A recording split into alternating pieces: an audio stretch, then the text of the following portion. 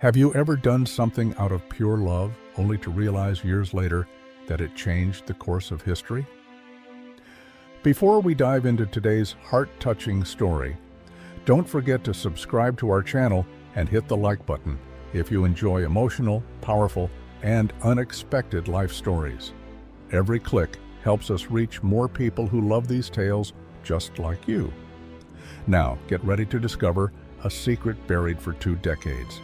The silence had never bothered her until it did. One chilly October morning, Margot sat at the breakfast table, eyes fixed on the empty seat across from her.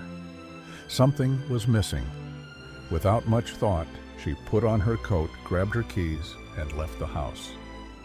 No destination, just a feeling tugging at her heart. That's how she ended up standing outside the city orphanage. She hadn't been there since volunteering one Christmas years ago, yet something inside pushed her forward. The halls buzzed with noise, children laughing, toddlers crying, staff bustling about. And then she saw him, a baby boy, alone in a small bassinet by the window. He didn't cry, he just watched the world with piercing, glassy blue eyes that didn't quite match his dark, flawless skin. He wore a red hoodie that hung off him awkwardly and a tiny bracelet of cloth and buttons, stitched with just 2 faded letters, K.A. "What's his name?" Margot asked a nearby staff member. "No name on record," the woman replied. "He was left here 2 weeks ago. No one's come asking. No papers. Probably abandoned." Margot stared at the boy. "Has anyone considered adoption?" The staff member shook her head. "The system's still sorting him out." Margot looked again at those wide, silent eyes. "I'll take him," she whispered. It took months of court filings and legal hurdles, but Margot never gave up. She named him Caleb. When she brought him home, cradled against her chest, something inside her changed. Caleb grew fast. He rarely cried, never got sick, and showed signs of remarkable intelligence before he could walk. By 2, he could mimic sounds perfectly. By 5, he was reading labels and maps. By 7, he could fix Margot's toaster like a seasoned repairman. But there was something else. At night, Caleb would sometimes talk in his sleep, in a strange musical language that Margot didn't recognize. One night, he whispered over and over, "Kafaro ama, Kafaro ama." She recorded it and shared it with a university linguist. His response stunned her. It resembled fragments of an almost extinct coastal dialect from West Africa. When Margot asked Caleb, he just said, "I don't know how I know, it's just in me." At 10, Caleb began asking questions. "Where do I come from? Why are my eyes different? What does my bracelet mean?" Margot told him the truth, what little she knew. "If you want to search, I'll help you," she promised. But Caleb didn't search right away. He studied. He read everything about African history, cryptography, and data security. By 17, he was building encrypted databases for charities. Still, he wore that bracelet like armor. One snowy evening, he came across something hidden deep in archived immigration files, a faded seal matching the one barely visible on his bracelet. It traced back to a now-defunct organization called the Kadira Initiative, once tied to a controversial West African political leader from the nation of Nioroa, a man exiled after a failed uprising. The name?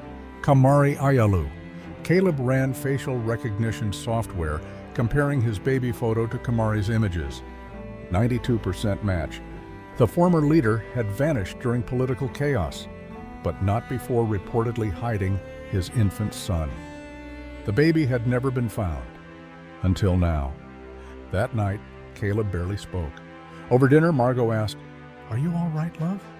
He lifted the bracelet. "This isn't just a memory, it's a key." Margot's heart pounded. She didn't know what her boy had uncovered, but she could feel the gravity of it. Soon after, they flew together to a private archive facility in Geneva. Hidden within the bracelet's central bead, beneath layers of soft plastic, was a microchip, encrypted. "Can you crack it?" Caleb asked a tech specialist. The man smirked. Most people can't. But you? You built half the tools we're using. 2 hours later, a file unlocked. Inside, birth certificates, escape routes, coded letters, and a grainy video from 2003. Kamari Ayalu appeared on screen, holding a baby. If you find this, the initiative has failed. They'll say I was a tyrant, but I only wanted to save my country. This child, my son, will never know me, but he is my legacy. The chip also revealed offshore humanitarian accounts set aside to rebuild Niaroa one day. Access was tied to the DNA of Kamari's son, to Caleb. He called Margot immediately. I don't know what to do with this, it's too much. You were never too much for me, she said softly. If your father believed you were the key, maybe it's because he knew you'd use it for good. And that's exactly what Caleb did. Without ever revealing his face, he launched a global nonprofit using those funds. He built clean water systems, schools, and tech labs, starting in Niaroa, then across continents. Journalists called it Project Caleb. The founder remained a mystery, but one day he returned home and found Margot on the porch, sipping tea. I saw a headline, she smiled. Anonymous donor rebuilds Niaroa's first hospital. He chuckled. That one's my favorite. She leaned closer.